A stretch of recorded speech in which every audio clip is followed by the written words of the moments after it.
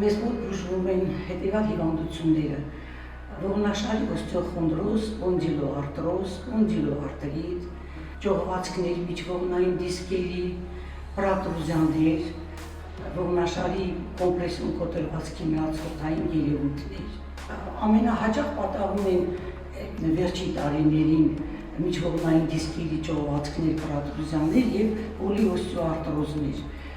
Դրանցից կարող եմ առանձնացնել հատկապես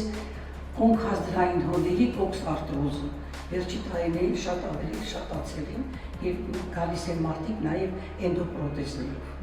Այդպիսի հիվանդներ նույնպես քանակը շատացել են։ Պատճառը հիվանդների մեծ մասը կապում են ծանր աշխատանքի հետ,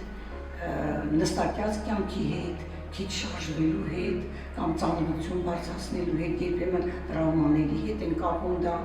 բայց իմ կարծիքով շատ մեկ շեշտը պետք է դնենք խորքում, մեր օրգանիզմի բիոքիմիայի խորքում նյութափոխանակության խանգարումը,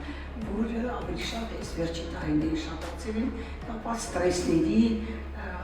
ճիշտ ապրելակերպի հետ։ Հիմա տեսեք, հիմա ավելի շատ 20-ից 50 տարեկաններ են գալիս այդ ողնաշարի հետ կապված պրոբլեմներով, բայց ընդհանրապես մեծահասակներ էլ կան։ Ուղղակի մեծահասակների հետ մոտեցումը մի քիչ պրոբլեմային է, որտեղ նրանք եւ սրտի հետ կապված ունեն պրոբլեմներ,